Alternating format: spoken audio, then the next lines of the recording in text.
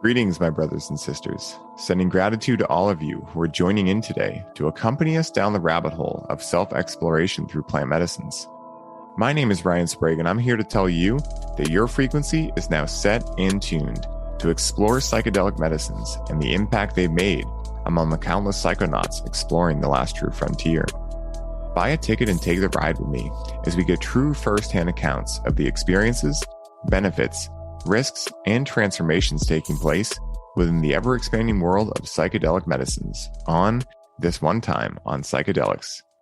For anyone who has connected with plant medicines and psychedelics before, I imagine it's no mystery that these medicines and teachers have the ability to bring forth heightened creativity, unlock aspects of our heart and soul's callings, and allow us to take an objective view of the path we are currently on and simultaneously view other paths we could choose to embark upon in our lives. This being said, all too often psychedelic enthusiasts have these experiences and fail to take action on them thereafter the experience, leading them to either not live the version of life that is greatest and grandest in nature for them, and or believe they must need another journey to be able to access that feeling of passion and purpose once more. I often talk about this as these individuals mistaking the medicine itself as the quote-unquote sun or quote-unquote moon, with the sun and moon in this example acting as our own intuition and ability to access these states while in our sober reality. And today's guest on the show is leading the charge in being able to guide her clients to not only connect with the medicine of psilocybin in ways that ensure harm reduction tactics are employed, minimum effective dosing protocols are practiced, and that they understand that all this medicine is doing is showing them the possibilities that already exist within them, but is also doing so in a way that allows them to have a deeper sense of direction and intention within the experience and a solid integration platform after the experience is concluded. In addition, she is also a master in the realms of content creation, branding, social media, biohacking, and more, and employs her unique skill set within the plant medicine space to allow her clients to maximize their creative potential and unlock deeper layers of their purpose in the work they do together. So please give me a big hand in welcoming Bijou, the mushroom mamacita Finney, to the show. What's up, Bijou? So good to have you back. So good to have you. I'm going to need that copy. It was so good. Thank you. Thank you. Writing the intro is my favorite part, because I feel like it's like, of course we connected in the intro chat, we've done highly optimized and whatnot, but it's like that opportunity for me to really be like, okay, let me dive into Bijou's world. Let me see all the things. And like I said, in highly optimized, it's so cool because, Hobbies Anonymous, where I'm like, okay, cool. Someone else is interested in as many different things as I'm interested in. So it's not a problem anymore. Like I'm not the only one, because a lot of times my partner will be like, how are you interested in so many different things? But again, it's that one line in human design where I'm like, I want to know everything about everything. And also realizing that I'll never know anything about anything, but it's just a fun journey to go on. Yes, and so exactly. You specialize in psilocybin, but I imagine you've done different psychedelics as well. And I'm curious, how you first became interested in the realm of psychedelics, because, for people like us that grew up in the, Nancy Reagan Just Say No and DARE programs and all these kind of things, harping down upon us, at some point we decided to maybe just say yes. And so I'm curious what brought you from just saying no to maybe saying yes to saying yes. To saying yes. Yes. With 4 S's. Yeah. So what's funny is, I grew up in El Paso, and I will say that I saw a lot of scary stuff happen around like cocaine and alcohol. And so I was pretty religious and adverse to that, even though I was around it, because you can't not be around it growing up there. And so when I got to Texas State, again, another school, it was like really into partying. And I worked a lot and went to school a lot. And yeah, I just was like so against drugs, so against alcohol for a lot of my life. When I did, it was mostly alcohol. When I finally graduated and moved to Austin, I guess I could just tell that I was unhappy in a lot of ways, and that alcohol was making me feel really crappy. And so I ended up connecting with this beautiful person who used to be a Mormon, and psychedelics kind of changed his life in a way that he just realized that it didn't align with how he felt. And it was the catalyst to help him step away and kind of become sovereign and more connected to what he wanted. And so his story was really interesting to me, just because I had myself also kind of broken away from the Catholic Church that I had been pretty embedded in most of my life. And even though there is so much beauty to my upbringing in Catholicism, I love a lot of the teachings, and I still have a very deep connection to some of the saints and angels and spirits. I also realized it made me feel really bad about myself all the time. And so I just knew that wasn't right for me, but I also knew that it was so deeply embedded in my psyche and my subconscious that I was going to take something pretty big to shake me out of that. So when I saw what he had done for himself and the fact that he offered to basically guide me, I took that opportunity, and I had one of the most amazing acid experiences of my life, or LSD. And that was that first experience. And it was a love, a peace, a forgiveness that I had never experienced in my life. And wow, I'm just getting emotional thinking about it. And I was like, at that point, I was like, grew up Republican and Catholic, and I had so much to rewire that I was like, okay, that I can align with. That resonates with me, even though I feel like a fish out of water. So then as you know, I just went up ape shit. And I just was like, I need to try everything. I need to understand this. Why does this work in my brain? What is this actually doing? Why is this illegal? It can't be. And it was just like so much. So I tried basically almost everything you could possibly try, except for Iboga wasn't like very known. That's at that the one point. for me. Yeah, too. I haven't. Not any rush to try that one. Maybe. But yeah, and so in all of my experiences and all my research, I just kept coming back to my girl, or to my love, which is psilocybin, just because I love how you can utilize the medicine in different doses depending on what you're trying to do in your life. So microdose, or a small little trip with your partner, or a big trip to like heal some past trauma, or maybe even some clarity on what you're trying to do with your business, all the way to just going out in nature on a hike, right? And experiencing nature in a beautiful connection.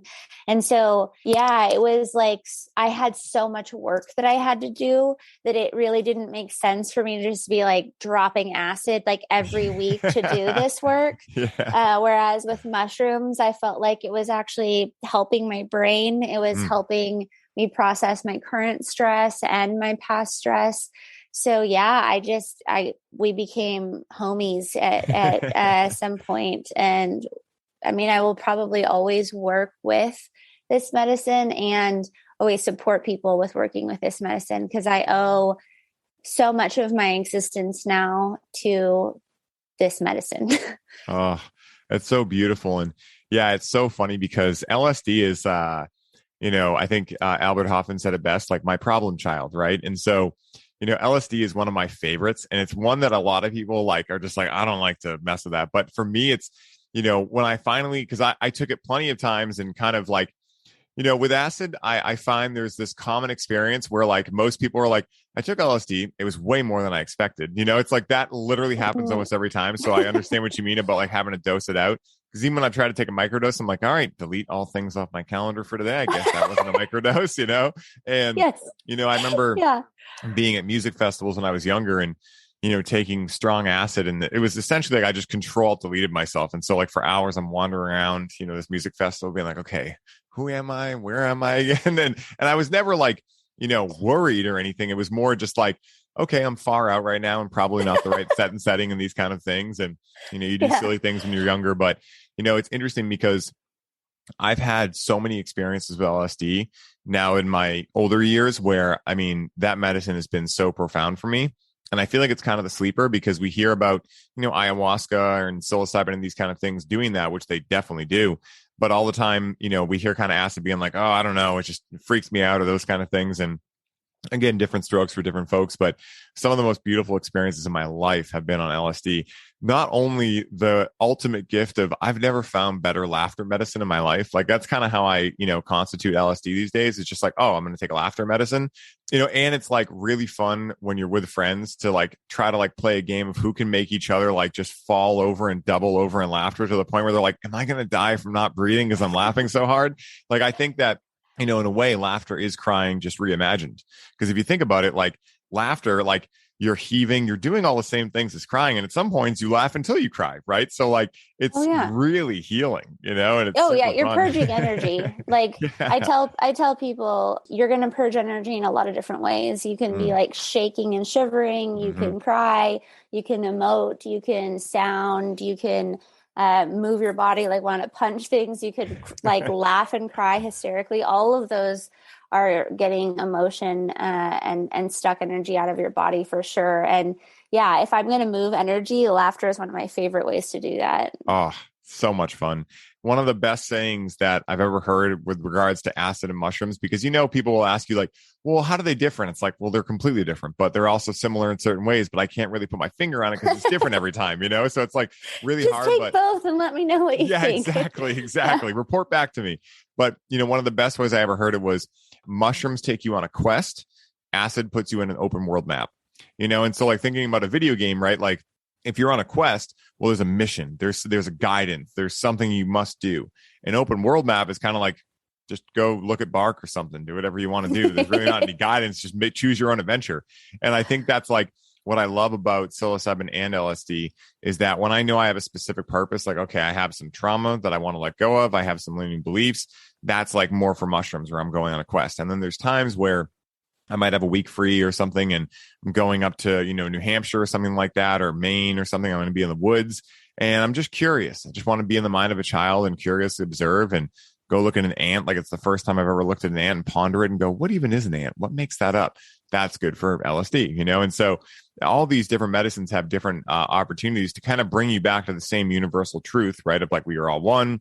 There is a God, whatever you want to, think that universal truth is. But, it's so powerful because with psilocybin specifically, it's one of, if not my favorite, personal preference of medicine as well. And I've just had every time I go on a journey, especially these days where I know what I know now about set and setting and all the other stuff with sacred space and ceremonial settings, it's almost never easy. It's almost the most challenging thing I go through every time I take a, big dose of mushrooms. But I know on the other side, I'm going to feel like someone took a wet pool noodle and just wrung it out. Being able to wring that out, now I'm lighter on the other side of it. I don't have as much water in me anymore, so to speak, and water being trauma, emotions, those kind of things. And, when my father got sick with cancer, I was living in the same house as him and I would take mushrooms very regularly at that point because I knew like I didn't know how to process it and not allow him to see me like processing because I didn't want to put that on him because he was already really worried about, like what was this going to do to the family structure and things like that. So I would just go on these deep quests and meditate for hours with mushrooms and, let myself cry, let myself emote, let myself let off all this steam that I was feeling. And I really credit it because when he passed on, it was like I was perfectly ready for it to happen. It was still challenging. It was still hard. But, I've watched other people in my life, especially like other family members that are older who have gone through loss of parents, loved ones, etc., that it's just absolutely crushed them. And, my father and I were best friends. He was a huge component of my life and, huge reason I am the person I am today. But, when he passed, it was still sad. It was still, it still hurt. But, I was excited for him to graduate. I was excited for him to transition out of this realm and really expand, because what mushrooms taught me during that experience was, that like, hey, this whole term of dying kind of makes it sound like a finite end.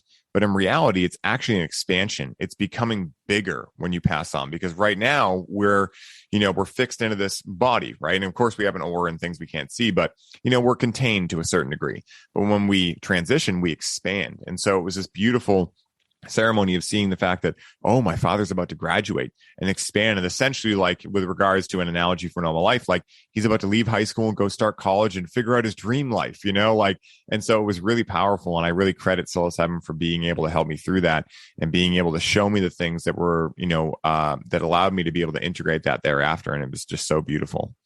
Yeah. There is that aspect of psilocybin for sure that really allows people to come to terms with the fact that death is not that scary thing that we are extremely afraid of. I think that's why at end of life work, where people are diagnosed with terminal illnesses, so they have an actually like good time while they still have time on the planet, mushrooms work wonders on them, but also helping people grieve, because you definitely want to grieve your close relationships, but it helps you reframe, right? And I think that's what's been so big for me, is that I have much less fear in my body, knowing that like I'm going to pass one day and knowing that my loved ones are going to transition. It took away that like severe anxiety that was just making me want to hold on so tight, that now allows me to just be okay with whatever happens and know that I have support with this beautiful medicine to deal with any of that.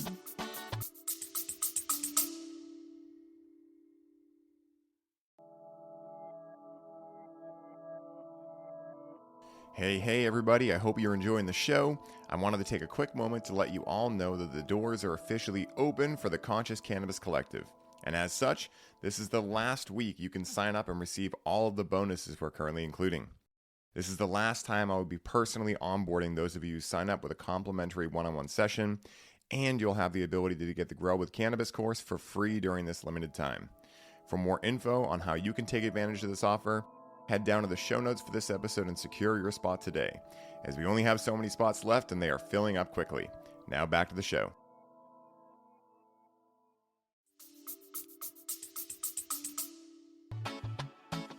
What is up, everybody? I hope you are all enjoying the show, and I wanted to stop by real quick and share a little bit about our latest podcast sponsor, Freedom Builders. Now, Freedom Builders are a team of graphic designers, website creators, videographers, social media marketing experts, and coaches that build out your custom online business from A to Z. This is a done-for-you service, which means they do the work for you while you get to put your focus back on what you love most, which is coaching your clients and bringing in sales. Now, as a former online fitness coach, Mike knows where your struggle points are and exactly how to help you overcome them. This is why he created Freedom Builders, so that you can scale your business while protecting your time and your energy. Now, you guys know that delegation is a business superpower, and you can activate this superpower today by scheduling a complimentary call with Mike at freedombuilders.com, so you can start building the freedom that allows you to take your business to the next level. Alex and I recently connected with Freedom Builders for our Connect with Cannabis build out, and we could not have been happier with the results. With Mike and his team, they were able to go through and outline and create a personalized program for our experience, develop our brand identity, build and design a custom branded web page, professionally edit our program video content, custom design all of our slide presentations, automate our email marketing sequences, create a seamless payment system for our offer, design unique infographics for our social media content, and guide us through our proven launch blueprint to generate organic leads through our social media. So if you're a coach, facilitator, or healer listening to this ad right now, and you are looking to put freedom back into your life, once again, go to freedombuilders.com and book your complimentary call today. I hope you all enjoy the rest of the show, and I'm wishing you the best day ever. It's so powerful because, it reminds me of that statement, don't cry because it's over, cry because it happened. Instead of crying because I felt like I lost someone, I was crying because of how much an impact they made on me, right? My father, my grandmother, all these people that played such a big role in my life. And, it's that flipping of the script so that, it's not that you're avoiding emotion or saying like, oh, we're all infinite beings. It doesn't even matter when someone dies, right? Allow yourself to be human and realize that like, you're still going to be upset when people leave. And the analogy that I give for this is kind of like, all right, think about it like we're all at Disney World. All your friends and family, everyone goes to Disney World. And at certain points, some of them leave. And yeah, like you miss them being at the park, but at the same time, you know, you're going to get to see them again at some point, but you still miss them because you can't go on the rides with them while you're at the park. And I forget where I originally heard that, but that was one of the best ways I heard it put, because I'm like, oh, that allows you to still have the human condition of like, man, I wish they were here to ride the roller coasters with me. But also the same notion, being able to know that you're going to see them again in life. And that makes the sting a little bit less. And I don't have a way to quantifiably prove that.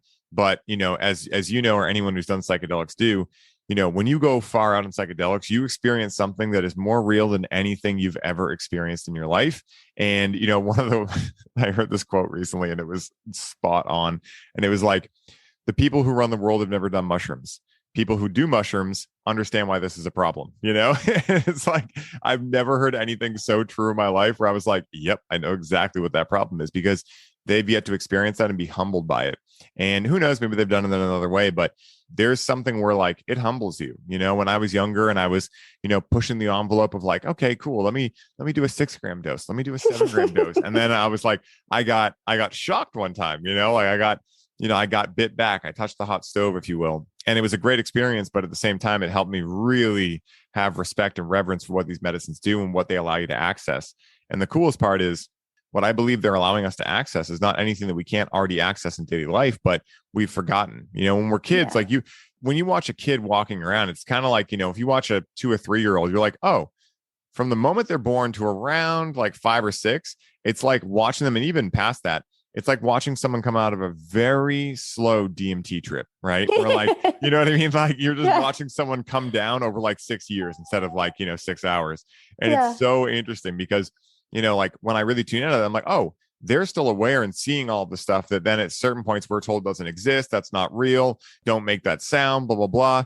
And so I think a lot of life is the first half or first quarter, let's say, is kind of like learning how to become an adult. And then if you find the right adults, they're like, all right, let me teach you how to be a kid again. And so like you can still cook your own food, drive your own car, and, you know, go on vacation, but you're still a kid in every other type of way. And I think that's the perfect balance overall. Oh, totally. Absolutely. And I think that's why microdosing is becoming really popular, is that people are drawn to this medicine for a reason. It calls your name and you'll end up thinking about it nonstop. You'll think about psychedelics, you'll hear about it, you'll just have this weird little desire, and just microdosing, right, allows people to kind of like dip their toe in. One of my mentors puts it beautifully that he never wants to shock anyone, like what you had. And I've had a couple of experiences like that as well, is that you don't want them to not return back to the medicine. Yes. And so that's where the reverence, that's where the dosing, that's where understanding the genetics, or where it was made, who it was made by, all of this comes very in handy, right?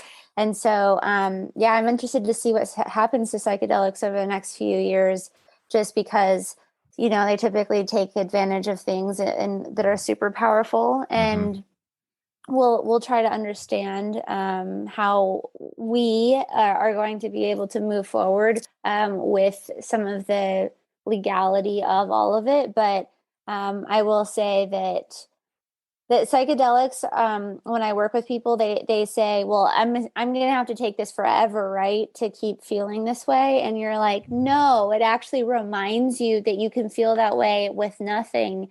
And so like really seasoned psychonauts, like they take less over time. They have maintenance routines that they come back to a state, right, pretty easily. And so, yeah, it's kind of just a remembering that allows you to be empowered, I guess, and to know that you can do it yourself and that you can support yourself. And so, yeah, that's been really big for me, is people using the pharmaceutical model where they're like, okay, I'm going to have to take this the rest of my life. And I'm like, God, that's just so ingrained in us that we are not powerful and that we're going to have to take this super expensive additive to be able to get to a certain point in our lives or in our minds. And that's not what psychedelics do. That's why I think they've been demonized for so long, because they don't simply treat things, they actually cure them, you know, and it's not a given, like objectively always cure them, but I think it was phase 3 MDMA trials. It was something like 90% plus of people walked in with PTSD and walked out not having PTSD. And of course, like, there are certain things that it's not like a given whatsoever, but if you have the right support, if you have these kind of things, and you also start realizing like, okay, I have the power to actually overcome this, you have the potential to cure these things like they never existed.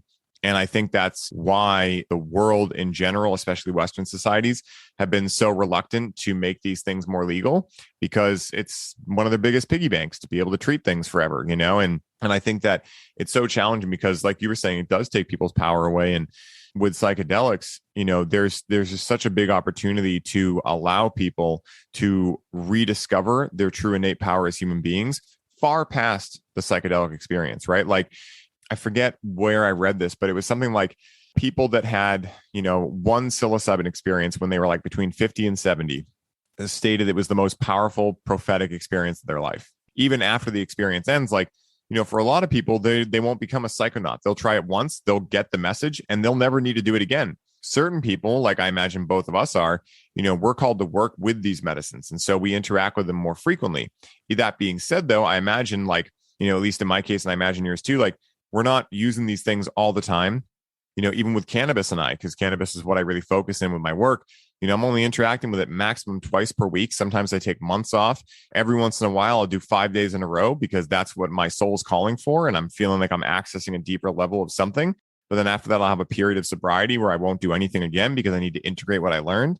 Because I think that, part of this treatment model that people get in is, like you were saying, they kind of are like, well, if I was taking XYZ pharmaceutical to feel better, well, then I must need this all the time. And if they don't have someone guiding them, they might fall into that type of thing. And that's where, not only patterns of dependency can form up, especially with things like cannabis, not so much with other things, because I don't care how much you like mushrooms, you're probably not going to do, a 5-gram mushroom dose every day. It's just, No. It's exhausting, like not it takes a lot out forming. of you. Yeah, exactly. Even with MDMA, I'll do MDMA and be like, I'm good for the next 8 to 10 months on that. Like, I don't want that again. And it's the best feeling ever. So it's really interesting. And a long time ago in a galaxy far, far away, I smoked cigarettes, and those things are absolute garbage. Like, they don't make you feel good. They're terrible. They're expensive, yet they're definitely addicting. It's so interesting realizing that pleasure does not equal addiction. It's something deeper than that. And what that is, I have no idea. I'll have to journey and figure out, and find a theory for that. But what you were saying with regards to people that interact with psychedelics more frequently, like, after a while, I know this has happened for me. Like, I don't do too many big doses anymore because I just don't need them. My normal dose is like a gram, and I walk in the woods, and I just get curious, and it will be at whatever point of the year. I just all of a sudden go, oh yeah, that seems like it would be useful right now. And again, I don't like to open my Christmas presents before Christmas morning, so I don't dive into it super hard and go, why do I feel like I'm cutting call to them? Why? Because that just applies logic to it. When I feel the call from my heart and soul, I answer it, and almost every time, it's a very beautiful experience. And the times that it's not, it's still a beautiful experience. It just is usually after the experience ends that I'm like, oh my goodness, that was actually the best experience. And I think that brings up a really cool point with psychedelics, where I imagine you might have had this happen too, where the challenging experiences, or the quote unquote, objectively bad experiences, people say, are actually the ones that change your life the most, or have the potential to. It's in those moments where you go past your comfort zone, where you have to surrender, and you have to really take on that feminine component of surrendering, that I think you learn a lot about life, and you learn a lot about being able to surrender when life isn't going your way, or, when things aren't shaping up the way they're supposed to, quote unquote. I think that's another powerful point within psychedelics, that they can teach us about the concept of life as a whole.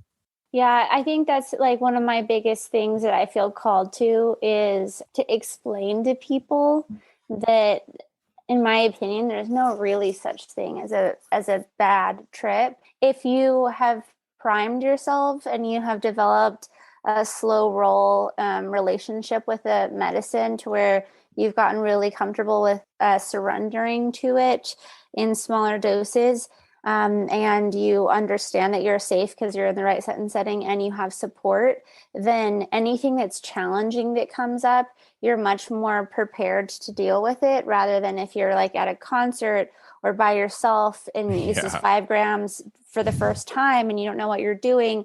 All of that really sets you up for like traumatizing experiences, right? Mm-hmm. Whereas I've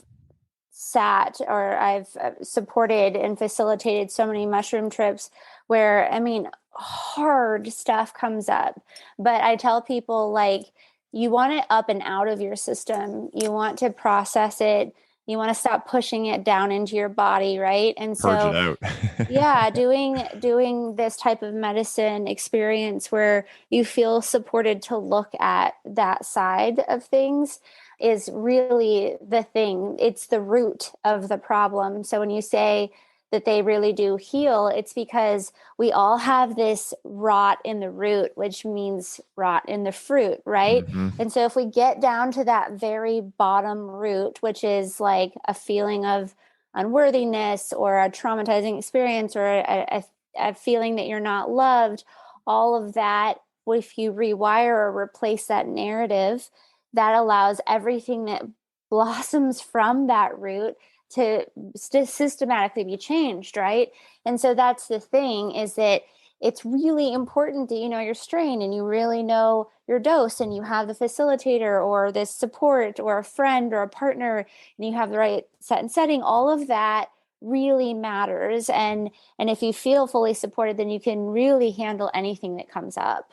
Absolutely. And, you know, I always say that you can choose to use these things as substances or medicines and teachers. And I don't feel it's my place to judge people on what they choose to use them as, but my invitation and my piece of advice for everyone is, hey, I've tried them both ways and there's cool things to both, but you know, it's kind of like, you know, using them as a substance, great, you have this cool experience and then you're back to your normal reality and you're like, oh my goodness, I need more of that medicine to access that. Or you choose to do it in the way you said with a facilitator. You choose to go into it with intention. You choose to have the right set and setting. You choose to have a ceremonial space. And then it's exponential because you have the experience, but that's just the beginning. Because then your life in your sober state of reality starts to be able to take on the magic you felt in the experience. And that, I think, is directly why, if people are interacting with these medicines more frequently and they're doing so in that type of way, over time, they just don't need as much because they're like, pretty soon I'm not going to need any of this because my life is just so magical that I don't even know how much more magical to get. I'm not really having a lot of the same issues. And when things come up, I'm not reacting anymore. I'm talking with my partner or talking with friends or talking with so-and-so that I'm having a challenge with. We're having, you know, really nice conversations where neither of us are getting triggered. Or if we are, we're taking responsibility and going, hey, when you said that, it triggered something in me, and I'd like to see what's going on in me that made me get triggered over that. One of the common challenges that people deal with in the world is being triggered, especially right now, where being triggered is kind of like a hobby for a lot of people.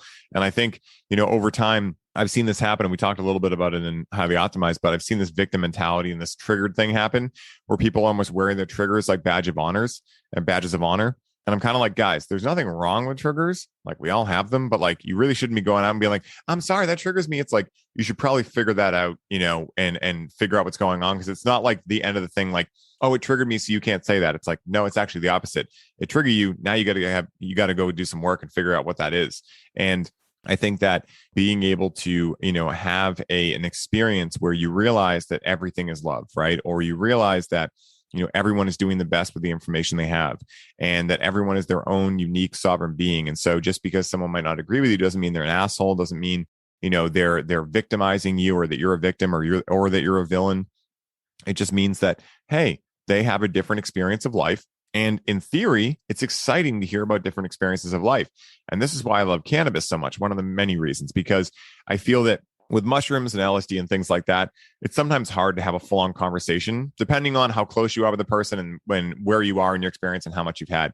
But with cannabis, the real culture of cannabis is like sitting around a fire, connecting with cannabis and just talking. And the great part is that, you know, like the flat earth example, like, you know, my buddy Eddie and I, we will interact with cannabis and we'll just go down conspiracyality. I'll be like, dude, what are the new conspiracies you've heard about? And it's not that I believe them all, but I'm so curious, and vice versa. He doesn't believe all the ones I say, but we're so curious. And I think that that's what the mind of a child is like, right? Like, I'm not a religious person, yet I know a good line when I hear it. And the Bible states that if you want to enter the kingdom of heaven, you must first enter the mind of a child. And so what is heaven on earth? Because I do believe heaven is a place on earth, not to quote that hilarious song, but it happened. But like, you know, if heaven is not something separate from us, but something we have the opportunity to enter while we're still here being alive, then I think it comes from being able to be so rooted in yourself that you're able to have people disagree with you and it doesn't throw you off kilter. It doesn't throw you off of your own center. And you're actually genuinely curious, like, hey, tell me your argument, because if yours is cooler than mine, then maybe I'll take on your belief instead, you know? And I think that's a great spot to be at, because again, that is really the feeling of non-attachment as I've seen it, right? Like not taking yourself so seriously to realize that you might be wrong about something. Like I've been wrong more times than I can count, and I'm excited to be wrong, because every time I become wrong, I have an opportunity to learn. And so I've kind of hacked that, you know, that natural reflex to try to stick up for yourself when you're wrong into something where I'm like, okay, maybe I feel wrong in this scenario. Okay, cool. I have an opportunity to learn something that might actually make my experience of life greater and grander in nature. And I think that's so fucking cool. Yeah. To your point about being able to talk, I will say, yeah, cannabis has been great for me in that sense as well. I do want to state that I think that it's really important that you do have both experiences on psilocybin. You have the fun, pleasurable experience, the lower doses where you dance with your friends, you camp with your friends, you watch a cool movie with your friends. Because if your brain only associates these really hard trips with the medicine, then you're not going to be as like open to doing them maybe as much as you need to kind of get through some stuff. So yeah, I definitely am of the camp that believes that you can have a really beautiful relationship across the board with your plant medicine and understand what that means for you. But like, for instance, I've had some really beautiful conversations on a microdose. I've had some really beautiful conversations on a tiny amount of like a cannabis gummy, right? What it essentially did, it was just opened my mind and relaxed my nervous system to where I could not be as stuck in my ways or triggered or argumentative because of something else that's going on in my life. And so, yeah, I will say it's beautifully put that our triggers are not someone else's burden. They are teachers. And so it's kind of getting to the point where I'm like, thank you for triggering me. Thank you for showing me where I'm not free and where I need to do some work, rather than everyone shutting everyone down if they trigger each other. I think that community with psychedelics is really important. And I didn't realize how important it was until I started doing these rewilding retreats. And it's one thing to do a lot of work by yourself, but you can't really heal relational trauma by yourself. And so a lot of, I would say, a woman's experience in our society is like, we have witch wounds and mother wounds and sister wounds. And so to be seen in that way and to process emotion and to be witnessed and held and appreciated while you're on a plant medicine, it really just makes it 10x the experience, right? And so, I mean, major rewiring happened to me at this last experience. And I thought, I mean, which is silly, and this is like, hello, but I've done so many experiences that I was like, I felt like I had looked in all my nooks and crannies, or at least had an idea of ones that I still needed to work on. And then I found like 10 more in this other door and was able to work on them in a really beautiful way because I was in community. And so, yeah, I would say, don't just, if you're the type of person and you're listening and you only do psychedelics by yourself, I invite you to make sure that you're bringing pleasure into it more often, and you're inviting community into it more often. I know that might be hard if you feel like you're the only one experimenting, but doing your due diligence to find out how to properly dose a small group of people with a very small dose is a really beautiful way to bond people together, and maybe they're open their mind up to the healing power of psychedelics. Hello, everybody. I hope you are all enjoying the show. I wanted to stop by and fill you in on our brand new, completely free to join Facebook community called the Highly Optimized Ceremony Circle.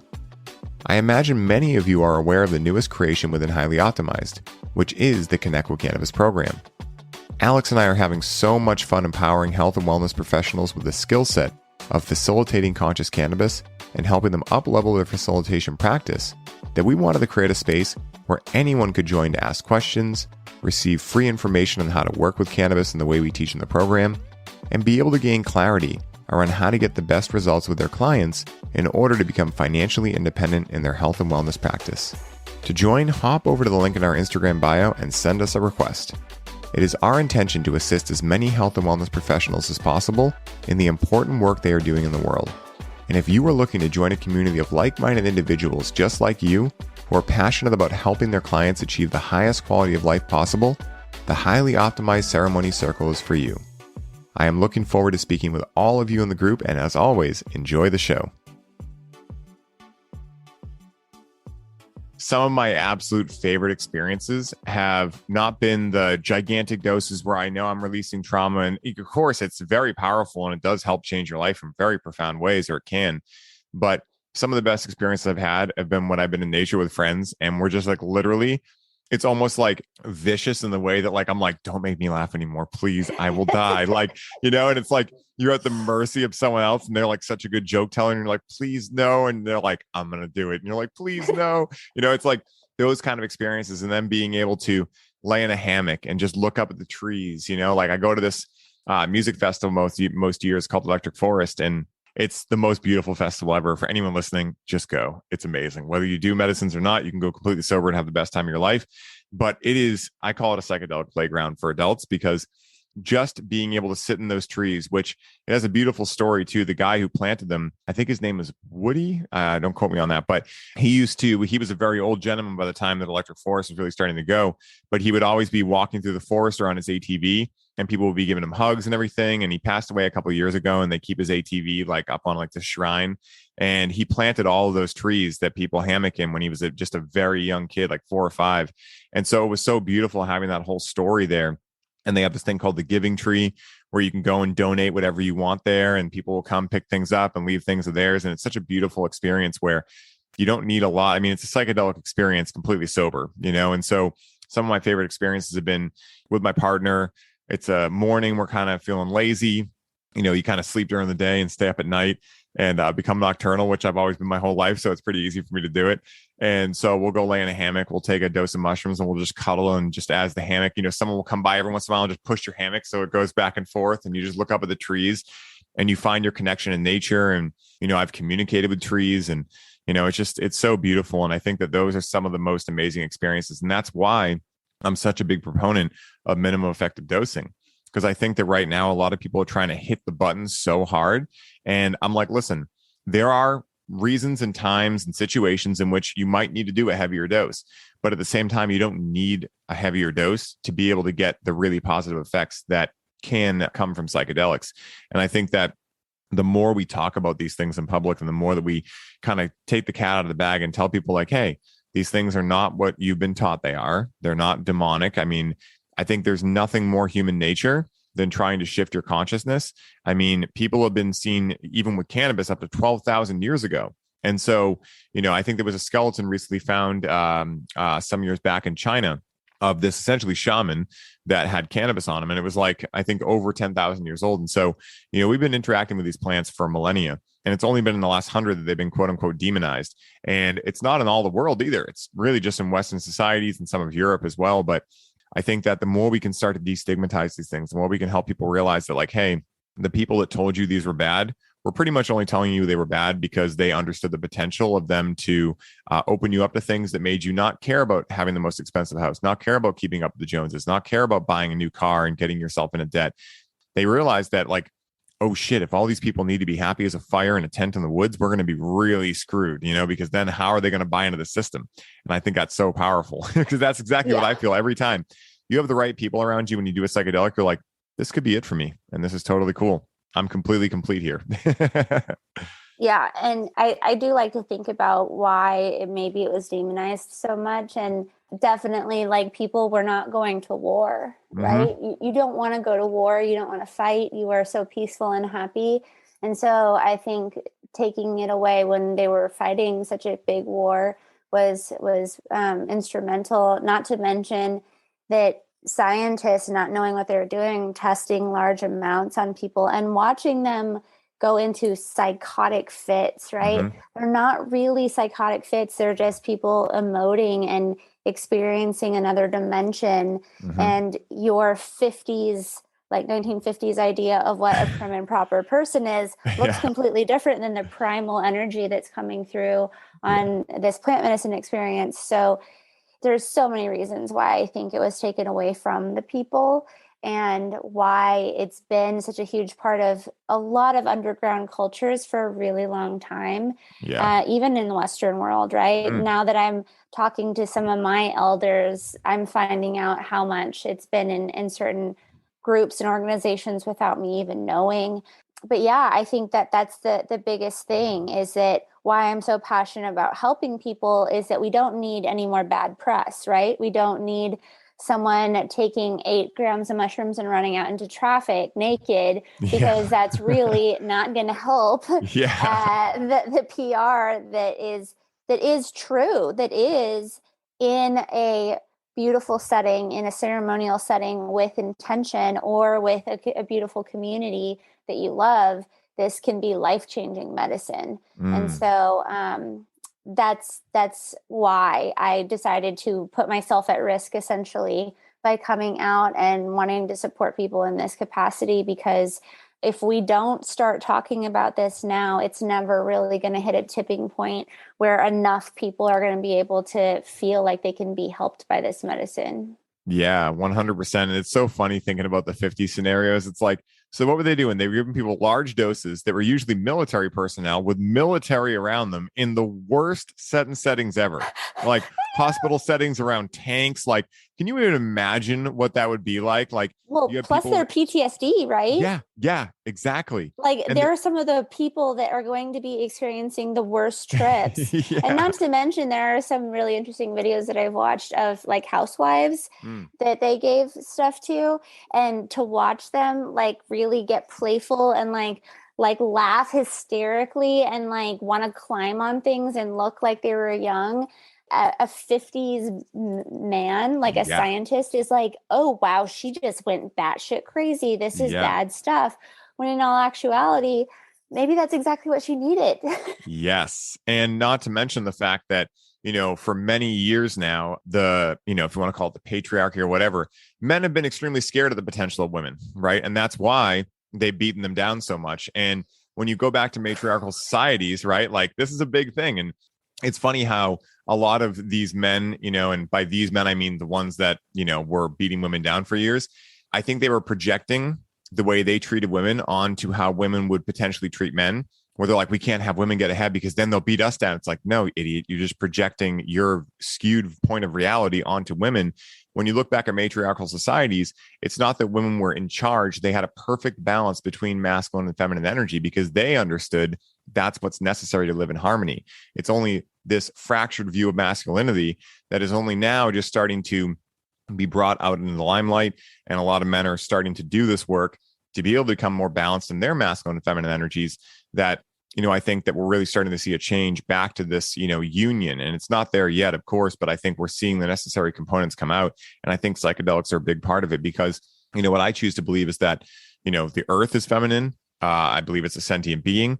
And because we're on the earth is our God. And so, you know, I think that when we have these experiences like, you know, a man who might be quote unquote manly, you know, hugging a tree when he's on 5 grams of mushrooms and crying and realizing all of these things, it's pretty hard to beat that down after when you've had that direct experience. And I also think that with all the actual scientific research coming out in the modern day, that even for the left brain dominant people, they can't argue with it anymore either. It's like, oh, are you smarter than Harvard? How about John Hopkins? Like, you're really going to say that you know, person who's, you know, XYZ person is going to be smarter than them? It's like, this isn't just hearsay anymore. And I think that the more that the powers that be try to beat people down that are coming out and stating these things, the more they're just going to look idiotic, and the more that people are going to rebel, because now they're like, hey, even science is saying these are powerful. Why are you now still putting these ridiculous laws in place? Like, you know, I'm very fortunate. Well, we both actually live in places that cannabis, for instance, is legal. And I think cannabis is making, you know, kind of like the forefront of psychedelics in general being more accepted. But at the same time, a lot of cannabis culture is still very toxic too. And I think that that's one of the reasons that I left the dispensary I was working at, because I could see that, you know, they weren't intentionally like, you know what I think we'll do? We'll be toxic, you know, but they just weren't taking into account, because they were much too left brained and they were in finance and other things. And all they were really worried about was making money. But I'm like, guys, we can't have a new patient come in here and not get the time and attention they need, even if it's 2 hours of my day, I need to make sure that when they go home, they're not going to overdose themselves, because then at best, they have a challenging experience and they are not turned on to cannabis anymore. At worst, they try to sue us because they didn't have the clear indication of how to interact with this medicine. And I think that's why I'm such a big proponent, and I imagine same for you, of making sure that we're coming on and saying, hey, these things can be amazing. They can also be very traumatizing. Make sure that you understand and use discernment in your own life to know if it's the right time for you and if these medicines are right for you, because there are other ways to access these things, albeit most of them are a little bit slower, but, there are many different ways to access this same universal truth that we're realizing through psychedelics. But I think that the more people that come out that are speaking to, holding them in reverence, that they're not a pissing contest to get into to see how many mushrooms you can eat. And, that it's, oh, I got to do more than this person. Doesn't matter how many ayahuasca sessions you've done, it doesn't make you a cooler person. All of these things that we've been seeing in, let's just say, certain communities that I know we've talked about, where it almost seems like you meet someone and you're like, hey, my name's Ryan. And they're like, cool, my name's so-and-so. I've done ayahuasca 65 times. And you're like, I don't care. Like, who are you as a result of doing that 65 times? And how are you integrating? And how are you doing these things? And I think that the more we can show people, like, these things are not quote unquote cool to do. They're just something that if you're called to can help you gain more experience and more joy in life if integrated properly. I think that the tide will continue to turn. And I think that Pandora's box is opened, right? Like, as soon as Gwyneth Paltrow had her own show, I was like, all right, the moms are in on this. We're good. We're good now. We crossed a peak that I think the box can't be closed at this point. It'd be really hard to go back in time now. A woman to all that, for sure. And I think that's like being a branding person, why I got really passionate about how people see medicine and the people that work with it, because it's not just the stinky hippies in the woods. Well, I did kind of turn into a hippie in the that is fun to do too. Yeah. But I maybe I don't stink, but it's kind of just like normal people, entrepreneurs, like housewives, tons and tons of people. Like, if you were to look at my client roster, you would be shocked at the variety of age groups, of incomes, of education levels, because we're all fundamentally human and we all have trauma to deal with and reprogramming that might need to be done at different aspects of our lives. And so, I say across the board, it can help in so many different ways with so many different people with the right guidance. So, I would say, to everything that you just said, and then some. And I'm interested for people to start taking a friend's advice and talking to someone that might be able to help them to understand, is it cannabis? Is it psilocybin? I mean, heck, is it microdosing LSD? Whatever it is, like, it could be a longer protocol, or it could be one or two big, wonderful events for you. Just try to figure out what your journey is. Everybody is completely different. I love that.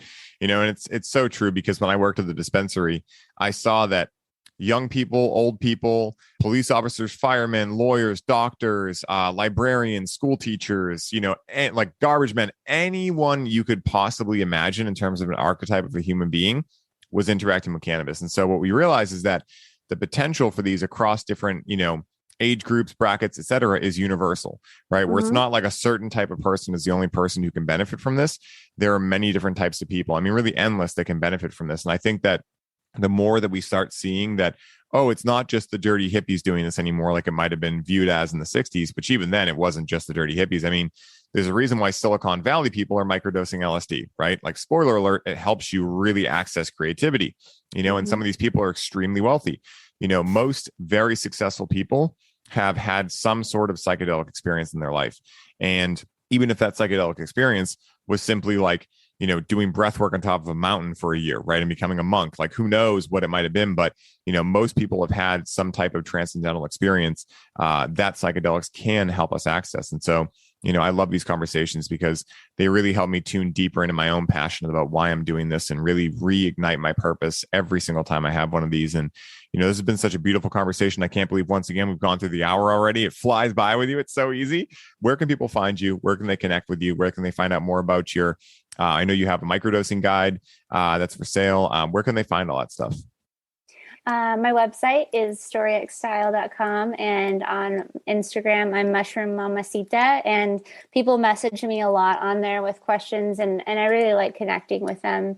Also, a lot of times people will book just a discovery call with me just to understand what does it look like to work with me, or to understand how they can go on their own journey with just a little bit of some guidance.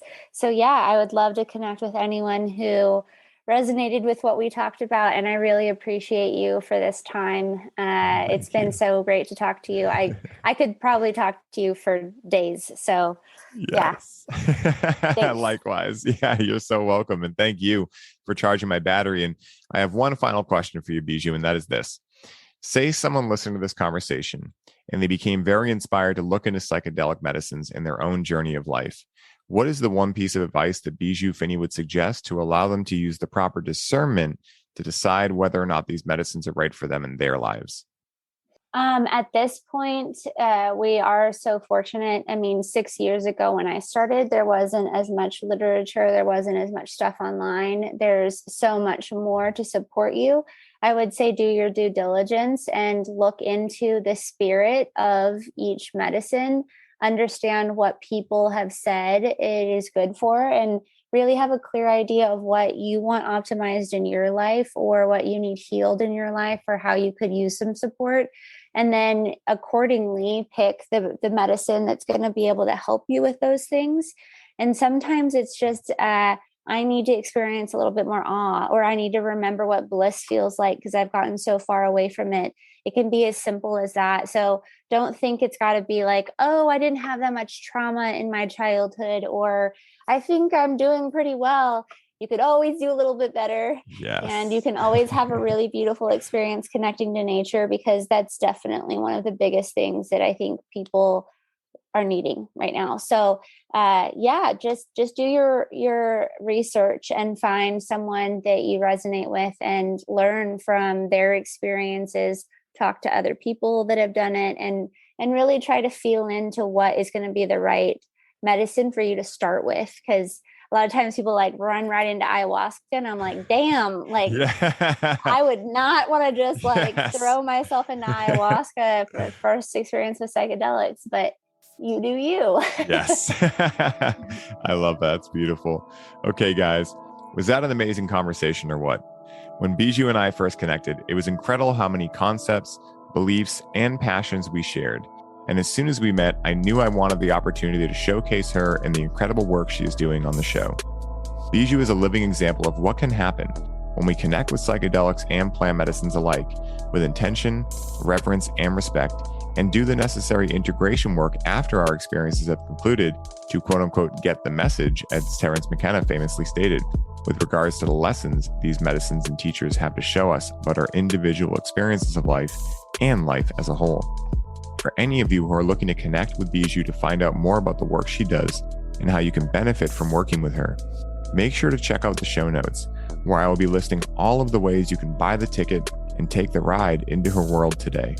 I think it's safe to say that although Bijou wears many hats and has already done so much in her life, we are only scratching the surface into the epic impact she is making in the world. Bijou, thank you so much for sharing your time, experience, and wisdom on the show today, for preaching the good word of why concepts such as intention and integration are so important within the psychedelic space, and for adding your unique light to the world. And until next time, my friend, may your journey be smooth and full of light. Aho.